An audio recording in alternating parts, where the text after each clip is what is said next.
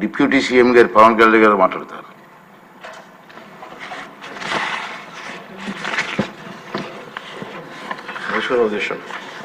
అవకాశం ఇచ్చినందుకు ముందుగా ముఖ్యమంత్రి గారికి, గౌరవ ముఖ్యమంత్రి గారికి ఈ ఎక్సైజ్ పాలసీ మీద ఈ శ్వేతపత్రాన్ని సమర్పించిన విధానం చాలా లోతుగా ఉంది, సమగ్రంగా ఉంది. ముఖ్యంగా ఈ ఎక్సైజ్ పాలసీకి సంబంధించి గత 5 సంవత్సరాల్లో ఎలాంటి సమస్యలు ఉన్నాయి, ప్రజలు ఎలాంటి బాధలు పడ్డారు, ముఖ్యంగా ఈ ఇలా కల్తీ సారా తాగి, ఇలాంటి ఇలిసిట్ లిక్కర్ తాగి, వారి ప్రైవేట్ బ్రాండ్స్ తాగి ప్రజలు ఏ స్థాయికి వెళ్ళిపోయారు అనేది ప్రత్యక్షంగా నేను కూడా చాలా నా దగ్గరికి వచ్చి చాలా సమస్యలు చెప్పుకున్నాను. ప్రజలు ముఖ్యంగా గుంటూరు నుంచి ఒక బాధితురాలు వచ్చి భర్తను తీసుకొచ్చింది. భర్తను తీసుకొచ్చి నా భర్త నన్ను కొట్టేస్తున్నాడు, మీరు మాట్లాడండి, వీళ్ళు మందు తాగిని చెప్పి ఆవిడ పాపం బాధపడుతుంటే ఉన్న దెబ్బలు చూపించింది. భర్తను అడిగితే భర్త ఏమన్నాడంటే, నేను ఎప్పుడు ఇలా చేసేవాడిని కాదు, మందు తాగగానే నాకు అట్లా అయిపోతుంది, ఇది నర్వస్ డిజార్డర్ వచ్చేస్తుంది, న్యూరలాజికల్ డిజార్డర్ వచ్చేస్తుంది అనేది తర్వాత దీంట్లో తెలియదు అధ్యక్ష. ఒకసారి అంటే ఇది ఇంకా విష్ణుకుమార్ రాజు గారు చెప్పినట్టుగా ఇది ఇంకా 3,000 కోట్లుగా చాలా లోతైన దోపిడీ జరిగింది. దీంట్లో లాస్ ఆఫ్ కన్సిడరబుల్ రెవెన్యూ దాదాపు 18,860 కోట్ల 51 లక్షలు అనేది ప్రాథమికంగా తేలింది. దీంట్లో అంటే ప్రజలకు కావాల్సిన డబ్బు, ప్రజలకి రావాల్సిన డబ్బు ఇవన్నీ కూడా ఎక్కడికి వెళ్ళిపోయినాయి. నిన్న ప్రధానమంత్రి గారు మనకి కేంద్రం బడ్జెట్లో మనకి 15,000 కోట్లు ఇవ్వగానే ఇందాక గౌరవ ముఖ్యమంత్రి గారు చెప్పినట్టుగా మనం అందరం చాలా ఆనందపడ్డాం. అంటే దీంట్లోనే నిజంగా ఈ 15,000 చిల్లర కోట్లు మనకు వచ్చిందంటే అసలు క్యాపిటల్కి ఇబ్బంది కూడా ఉండేది కాదు. పోలవరం చాలా వరకు అయిపోయింది. ఇవన్నీ పక్కన పెడితే అధ్యక్ష, నిన్న రివ్యూ చేస్తా ఉంటే ఒక 20,000 తీసుకున్నాడు ఒక అధికారి, మన ఏసీబీ వాళ్ళు తీసుకున్నారు, ఇంటర్ డిపార్ట్మెంట్ ఏమన్నా డిపార్ట్మెంటల్ ఎంక్వైరీ చేస్తాం అని చెప్పేది ఒక రివ్యూ ఏదో కేసు గురించి చదువుతా ఉంటే తనకి కాంపెన్సేషన్ రావాలి, తనకి కోర్టుకి వెళ్ళారు. అది మాట్లాడుతున్నా ఒకటే అనిపించింది, ఒక చిన్నపాటి ఉద్యోగి తప్పు చేస్తే 20,000 రూపాయలు లంచం తీసుకున్నాడని చెప్పి లంచం తీసుకున్నందుకు ఏసీబీ ఎంక్వైరీ ఉంది, లేదంటే డిపార్ట్మెంటల్ ఎంక్వైరీ ఉంది. అలాంటిది రాష్ట్ర వ్యవహారాలు నడిపే ముఖ్యమంత్రి కానీ వారికి సంబంధిత సభ్యులు కానీ స్టేట్ ఎక్స్చెకర్కి 18,860 కోట్ల రూపాయలు పైచులకు ప్రప్రథమంగా ఇక్కడే మనకి తేలుతూ ఉంటే వీళ్ళు శిక్ష పడకుండా ఎలా తప్పించుకుంటారు? శిక్ష పడాలి. మనకి నైతిక బలం, నైతిక హక్కు ఎలా ఉంటుంది అధ్యక్ష? మనకి ఒక అధికారి 20,000 రూపాయలు నువ్వు తప్పు చేశావని చెప్పి ఏసీబీకి పట్టిస్తున్నావు.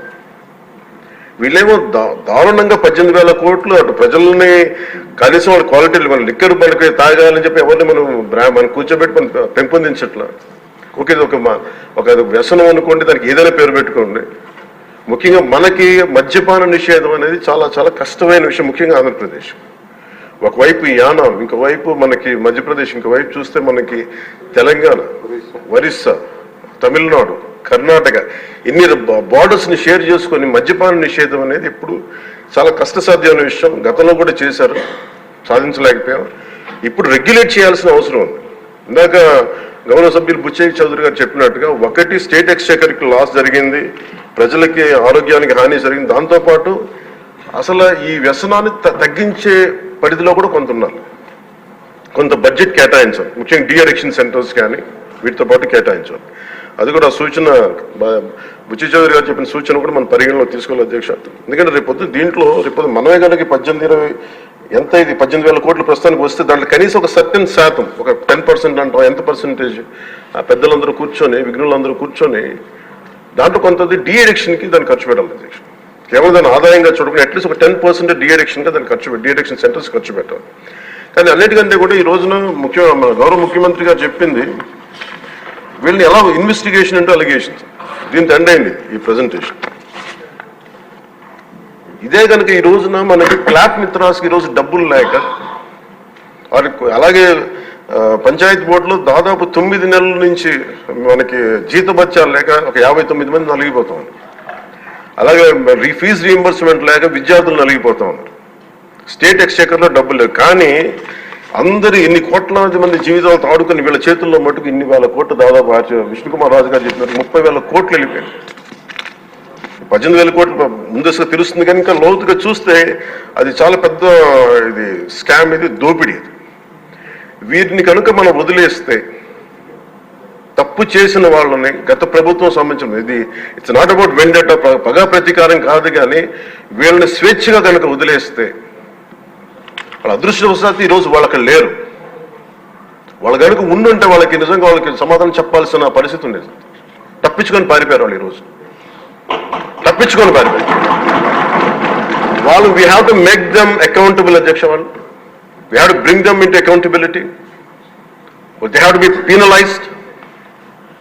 వాళ్ళు దయచేసి గౌరవ ముఖ్యమంత్రి గారికి నేను మీ తరపు నుంచి ఆయనకి తెలియజేసుకున్న అధ్యక్ష, దయచేసి వీరిని please we have to penalise them sir. వాళ్ళకి సరైన శిక్ష పడాలి సార్. వీళ్ళకి తప్పించుకోవడానికి కుదరదు సార్. లేదంటే రేపు పొద్దున ఒక ట్రాఫిక్ కానిస్టేబుల్కి బలం ఇవ్వాలి అంటే ఆపగలమంటే వాళ్ళు ఏమంటారు సార్ లోపల?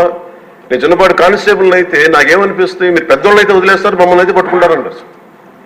మనకు రూలింగ్కి, గవర్నెన్స్కి, అడ్మినిస్ట్రేషన్కి నైతిక బలం పొందు అధ్యక్ష. ఐ రిక్వెస్ట్ యూ, నేను మీద మిమ్మల్ని నేను ఉద్దేశించి అందరినీ హౌస్ మెంబర్స్ గౌరవ సభ్యులందరినీ గౌరవ ముఖ్యమంత్రి గారిని అడుగుతున్నాను అధ్యక్ష మీ ద్వారా.